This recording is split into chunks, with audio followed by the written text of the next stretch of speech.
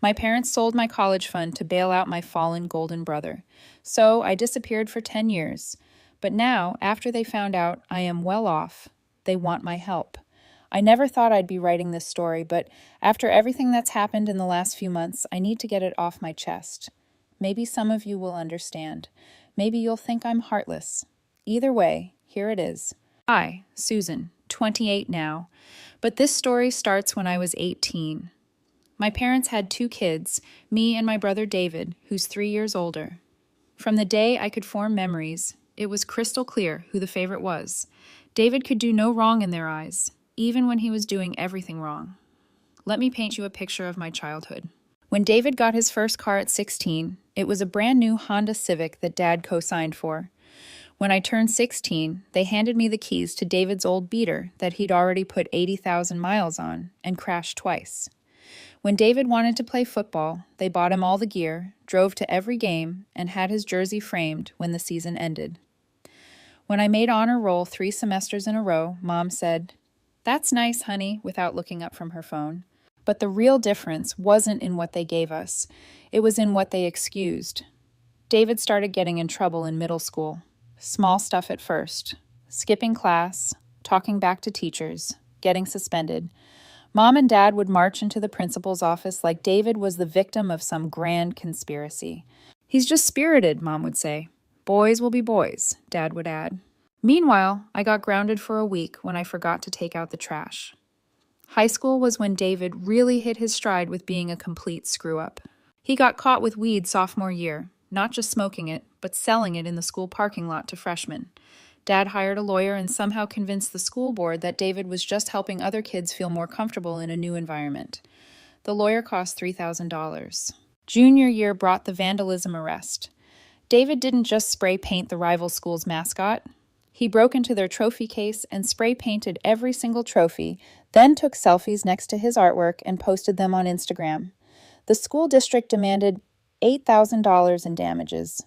Dad hired an even better lawyer for $5,000 and somehow got it reduced to community service, which David never completed. But my personal favorite was the incident that almost got him expelled senior year. David threw a party while our parents were visiting my sick grandfather. Not just any party. He charged admission, hired a DJ, and turned our house into a nightclub. The neighbors called the cops after someone drove through their fence trying to park. When the police showed up, they found 3 passed-out minors, a flooded basement from someone breaking the water heater, and David passed out on the roof with no memory of how he got there. The property damage was over $12,000. Dad took out a second mortgage to cover it. Senior year, he barely graduated because he spent more time partying than studying. But somehow my parents still threw him a massive graduation party and bragged to everyone about how proud they were. They rented out the VFW hall and invited 200 people to celebrate David overcoming his challenges. I got a $20 gift card to Barnes & Noble when I graduated with honors. Through all of this, I was grinding. I worked part-time at a grocery store, maintained a 3.8 GPA, and saved every penny for college.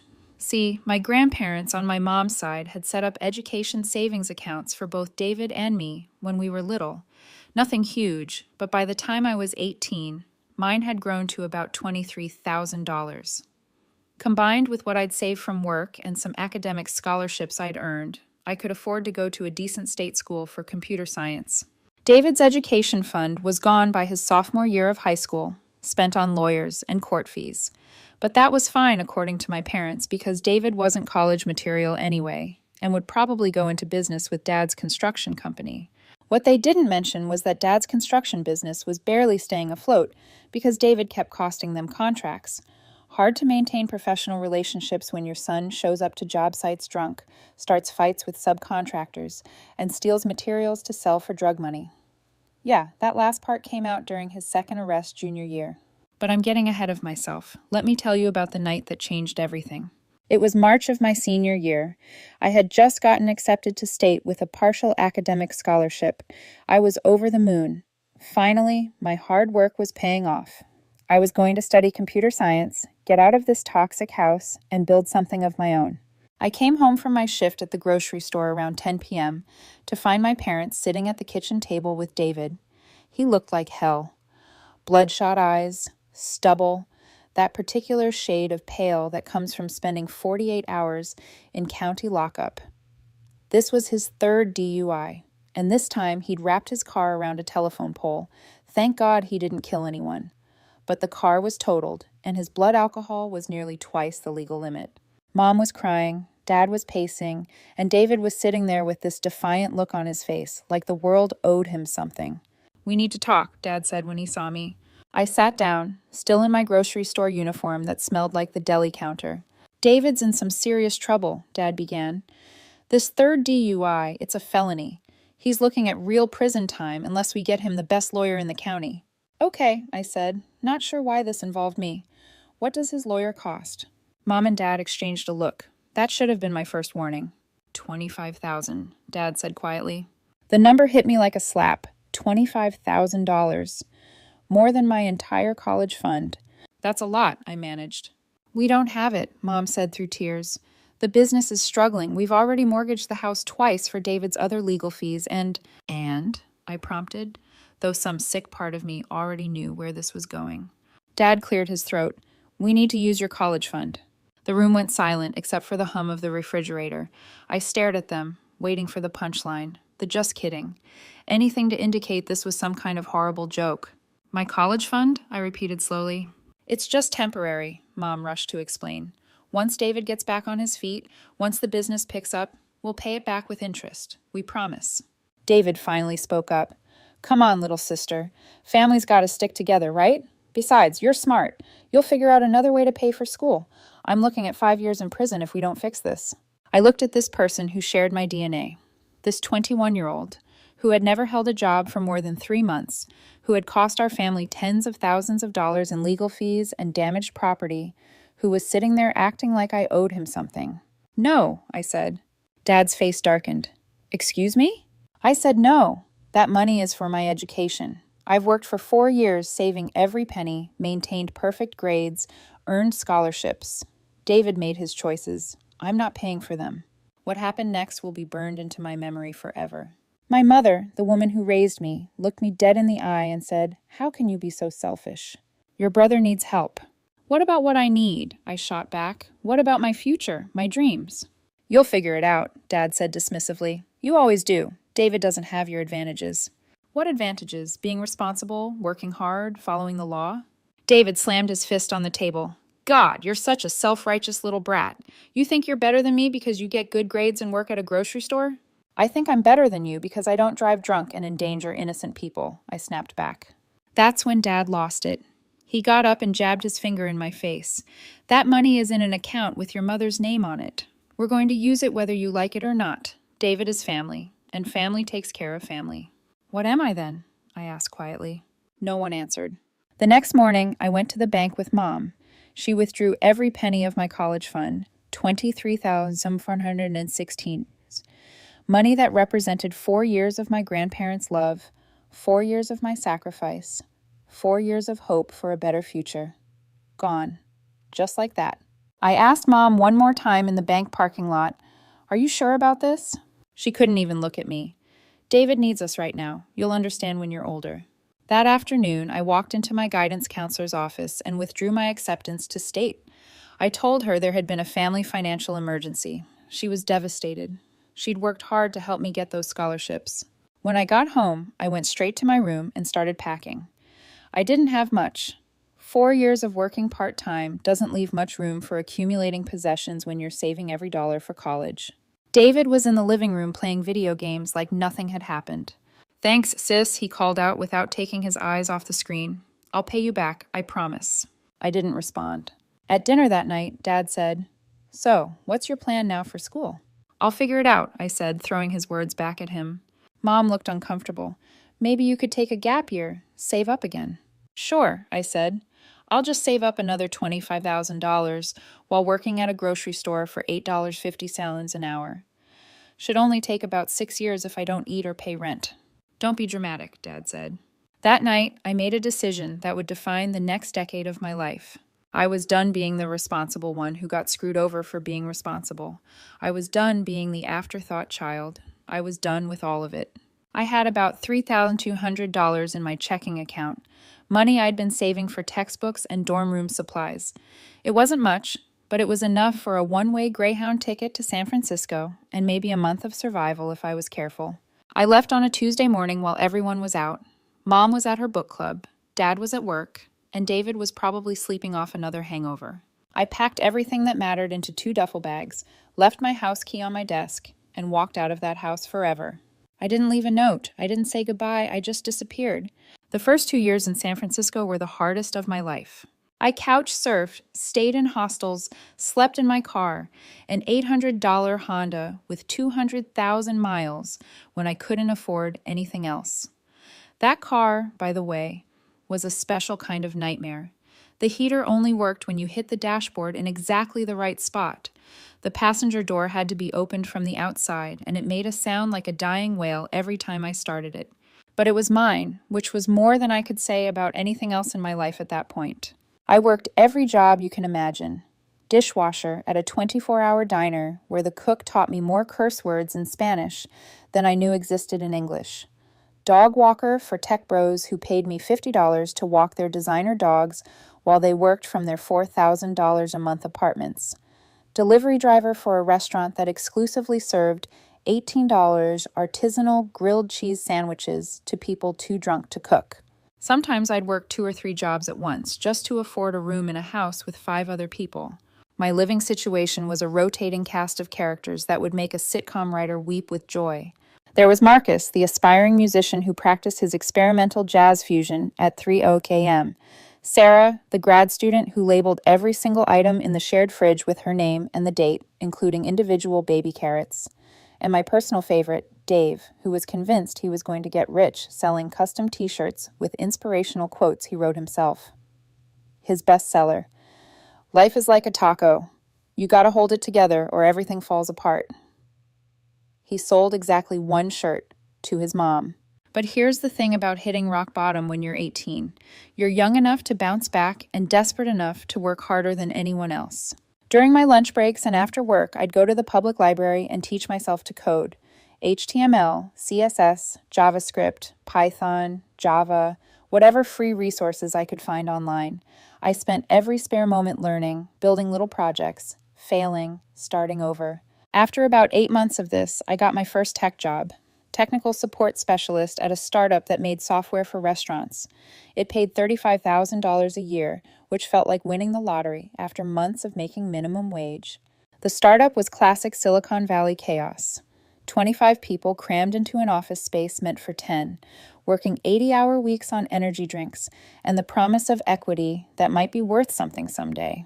The office fridge was perpetually stocked with exactly 3 items: expired yogurt, someone's leftover Thai food that had achieved sentience, and about 47 different varieties of kombucha that nobody actually wanted to drink, but everyone pretended to love.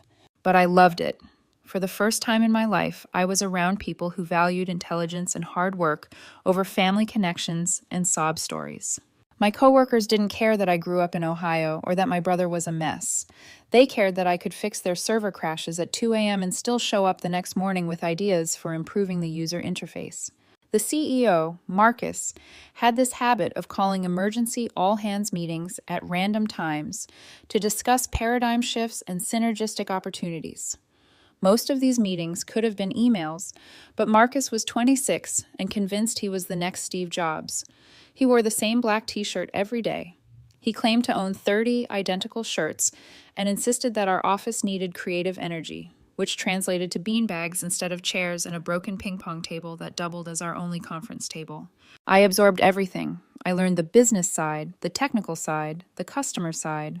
When the company's only developer quit after 6 months, something about Marcus's tendency to change the entire product roadmap every Tuesday, I volunteered to take over his projects. Even though I'd never built commercial software before, I worked nights and weekends teaching myself advanced programming concepts, studying the codebase, fixing bugs, and building new features. The CEO, this 26-year-old Stanford dropout named Marcus, noticed my work. After about a year, he pulled me aside and said, "I don't know what your background is, but you're the most driven person I've ever met. How would you feel about leading our entire technical development?" At 20 years old, I became the CTO of a 50-person company. That startup eventually failed. Most do, but by then I had real experience and a network. My next job was at a more established company building mobile apps for enterprise clients. The pay was better, the equity was better, and I was learning about parts of the tech industry I'd never seen before. But the real opportunity came in 2018 when I was 24. I'd been watching the explosion of remote work tools and noticed something that everyone else seemed to be missing. All these platforms were focused on video calls and messaging, but nobody was solving the real problem of project collaboration for technical teams. I started building a prototype in my spare time, a platform that would integrate code repositories, project management, real-time collaboration, and deployment tools into one seamless experience. It was basically trying to replace 5 different tools that every development team was using separately. The more I worked on it, the more I realized I was onto something big. I quit my job in January 2019 and spent 6 months building the MVP with my savings. When I ran out of money, I freelanced during the day to pay rent and coded at night. I lived on ramen and coffee, slept maybe 4 hours a night, and probably wasn't the best company for anyone during those months. But by July 2019, I had something that worked. I called it DevStream. The first version was rough, but it solved a real problem. I reached out to every developer I'd ever met and asked them to try it. Within a month, I had 200 users. Within 3 months, I had 2,000. By the end of 2019, I had 15,000 users and had processed my first revenue. That's when the venture capital firms started calling. I'll spare you the details of fundraising. It's about as fun as it sounds. But by March 2020, I'd raised $2.5 million in Series A funding. The timing was perfect. COVID hit, remote work exploded, and suddenly every company in the world needed better tools for distributed teams. DevStream went from 15,000 users to 150,000 users in 6 months. By the end of 2020, we were at 500,000 users, and I was hiring employees faster than I could onboard them. By 2021, we were doing $50 million in annual revenue. By 2022, we were profitable, and I was fielding acquisition offers. I didn't sell. DevStream was my baby, the thing I'd built from nothing when I had nothing. Instead, I raised a Series B round that valued the company at $400 million. And me, the girl whose college fund got stolen to bail out her drunk brother, I was worth about $200 million on paper. But here's the thing about success. It doesn't feel like you think it will when you're dreaming about it from the bottom. It's gratifying, sure, but mostly it just feels like more work and more responsibility. I was proud of what I'd built, but I wasn't doing it to prove anything to my family anymore. By that point, they felt like characters from someone else's life story. Which brings me to last month. I was in my office in downtown San Francisco reviewing quarterly numbers with my CFO when my assistant knocked on the door. "There's a call for you," she said. "Someone claiming to be your mother." I hadn't spoken to my family in over 9 years. Not a word. They had no idea where I was, what I was doing, or if I was even alive. I'd changed my phone number, moved multiple times, and built my entire adult life from scratch without them in it. "Tell her I'm not available," I said. But the calls kept coming, every day for a week. Sometimes Mom, sometimes Dad, once David himself. I ignored them all. Then the Forbes article came out. 30 under 30, the dropout CEO who's revolutionizing remote work. They'd done a whole profile on me and DevStream. Photos, background story, the works. They mentioned that I was from a small town in Ohio, that I dropped out of college plans to move to San Francisco, that I'd built a $400 million company from scratch. The story went viral in tech circles. Within 24 hours, it was being shared all over social media. That's how my family found me. The next morning, my assistant informed me that there were 3 people in the lobby claiming to be my family and demanding to see me. I'll be honest, part of me was curious. It had been 9 years. What did they want? What did they look like now? Had David finally grown up? Had my parents ever wondered if they'd made the right choice? "Send them up," I told her. 5 minutes later, my office door opened and my family walked in. They looked older, obviously. Dad had gone gray and put on weight.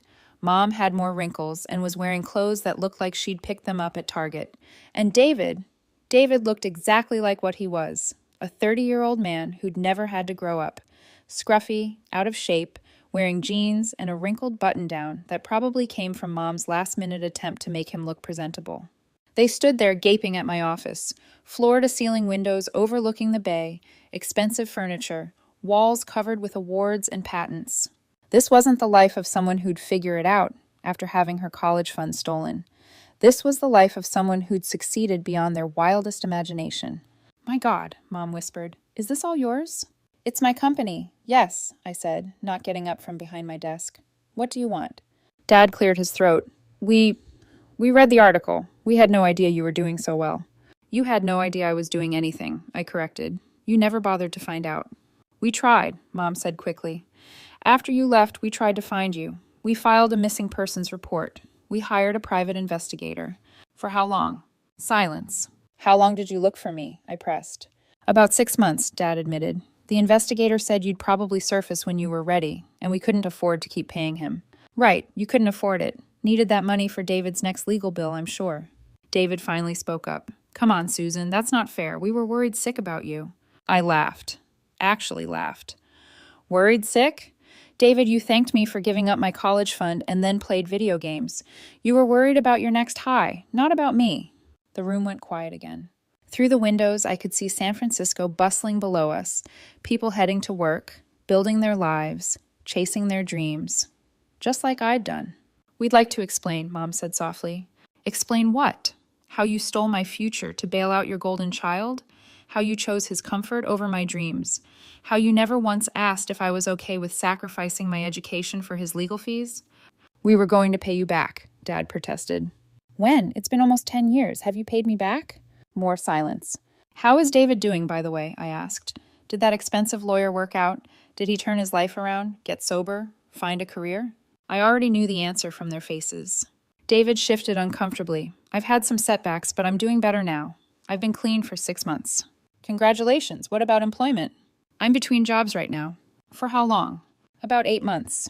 "So you've been unemployed longer than you've been clean. That's progress, I guess." Mom looked like she was about to cry. "We know we made mistakes. We know we hurt you, but you're our daughter, and we've missed you every single day. Missed me so much that you gave up looking for me after 6 months." "We didn't know what else to do," she whispered. I stood up and walked to the window, looking out at the city that had given me everything my family never could: opportunity, merit-based success, people who valued what you contributed, not who you were related to. "Why are you here?" I asked without turning around. "We want to reconnect," Dad said. "We want you back in our lives. We want to be a family again." I turned around and really looked at them. These 3 people who'd shaped my childhood, who'd made me feel worthless and invisible, who taught me that love was conditional and families had favorites. "What's the financial situation at home?" I asked. Dad blinked. "What?" "Your finances," I pressed. "David's unemployed. You're both in your 60s. The construction business is probably struggling. What's your situation?" "We're managing," Mom said carefully. "How's David's housing situation?" "Still living with you?" "Temporarily," David muttered. "How temporarily? 6 months? 2 years? 5 years?" "It's complicated," Dad said. I nodded. "And you saw the Forbes article about me being worth $200 million and thought finally our ship has come in." "That's not why we're here," Mom said. But she wouldn't meet my eyes. "Isn't it? You didn't wonder about me for 9 years, but a magazine mentions I'm wealthy and suddenly you need to reconnect. You couldn't afford a private investigator to find your missing daughter, but you could afford plane tickets to San Francisco when you discovered your missing daughter had money." David's temper flared. "Some things never change. Look, we get it. You're successful now. You don't need us, but we're still your family." "Are we?" I asked. "Because families don't steal from each other. Families don't abandon each other. Families don't choose favorites and leave the other kid to figure it out alone."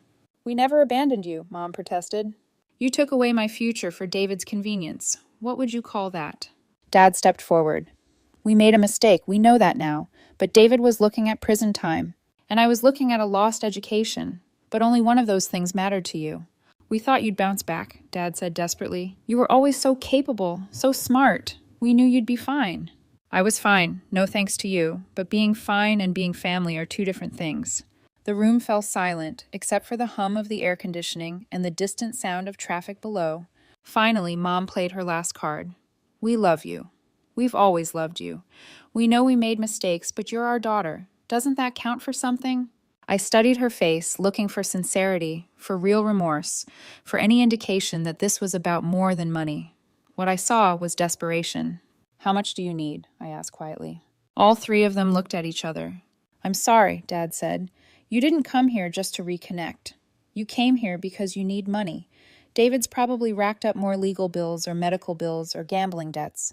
Your retirement savings are gone. The house is mortgaged. You're looking at bankruptcy or worse. So how much do you need?" The silence stretched on forever. David broke first. "Things have been rough since Dad's accident." "What accident?"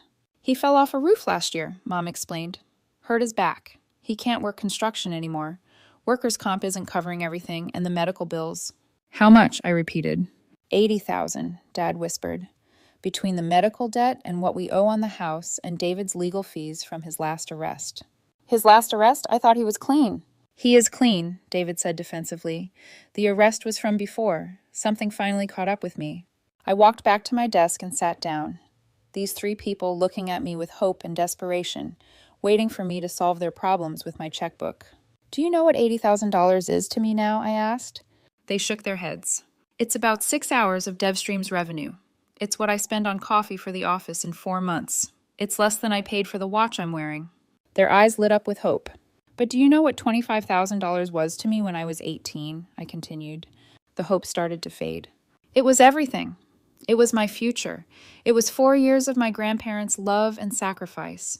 It was my chance to become something more than the invisible kid from Ohio, and you gave it away without a second thought." "We were desperate," Mom pleaded. "So was I, but nobody cared about my desperation." I opened my laptop and pulled up DevStream's bank accounts, numbers that would make them dizzy. Money I'd earned by working 80-hour weeks, sleeping on friends' couches, teaching myself skills that school never could have given me anyway. "I could write you a check right now that would solve all your problems," I said. "I could pay off your house, David's legal bills, Dad's medical debt, and give you enough left over to live comfortably for the rest of your lives." They held their breath. "But I'm not going to." David exploded first. "Are you kidding me? We're your family." "No, David. Families support each other. Families believe in each other. Families don't steal from each other to bail out the family screw-up for the 12th time." "That was 10 years ago," he shouted. "And what have you done in those 10 years? What have you built? What have you contributed? What have you learned from all those expensive lessons my college fund paid for?" He had no answer. I turned to my parents. "Do you know what the worst part is? It's not that you took my money. Money can be replaced. It's that you never believed in me. You were so sure David was worth investing in, and I was just the responsible one who'd figure it out, that you never stopped to consider what I might become if given the chance." "We believe in you now," Mom said through tears. "Now that it benefits you to believe in me. Now that I can write checks. But where was that belief when I was 17 and working 2 jobs to save for college? Where was it when I was getting straight A's while David was getting arrested?" Dad tried one more time. "We can't change the past, but we can be a family going forward." I shook my head. "No, we can't. Because you haven't learned anything. You're not here because you're proud of what I've accomplished, or because you've realized you were wrong. You're here because you need something from me." "What would it take?" Mom asked desperately. "What would we have to do to earn your forgiveness?" I thought about it for a long moment. Go back in time and choose differently. Believe in me when it mattered. Support my dreams instead of destroying them.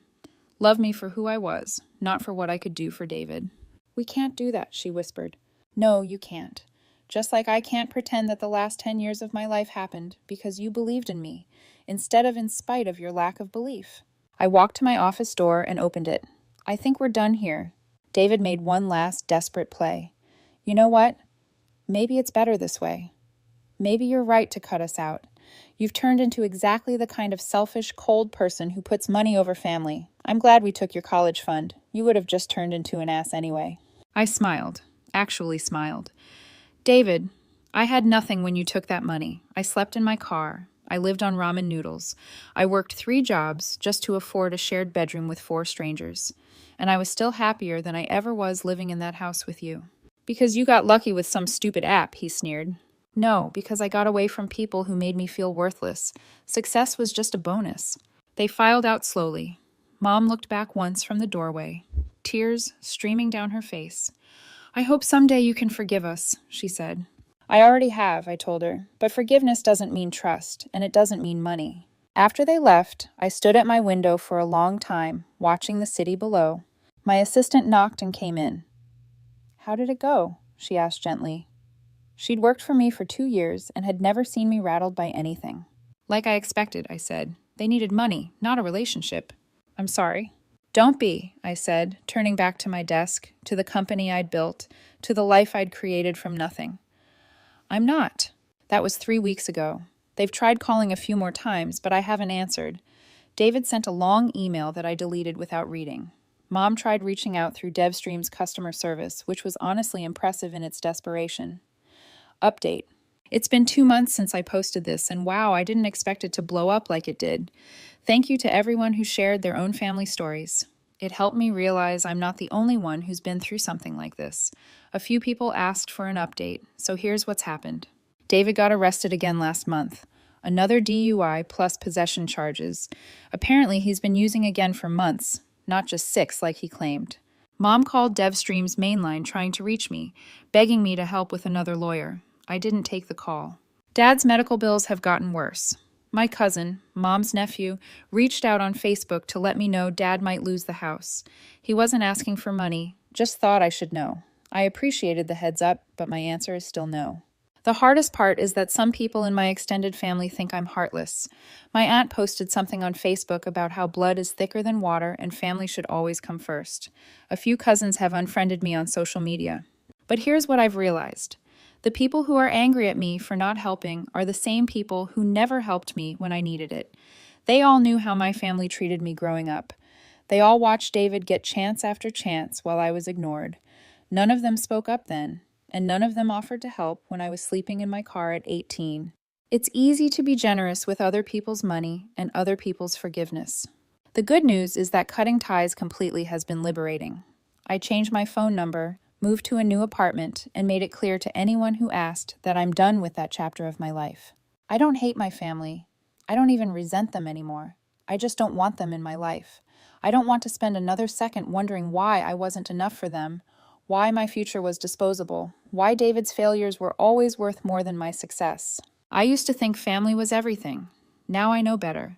Family is the people who show up for you, the people who believe in you, the people who celebrate your wins and support you through your losses.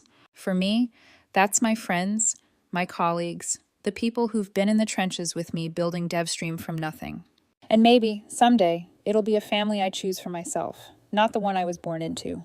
But until then, I'm at peace. Because the best revenge isn't money or success or proving them wrong. The best revenge is living a life so good, so full, so far beyond what they ever imagined for me, that their opinion doesn't matter anymore. And that's exactly what I'm doing.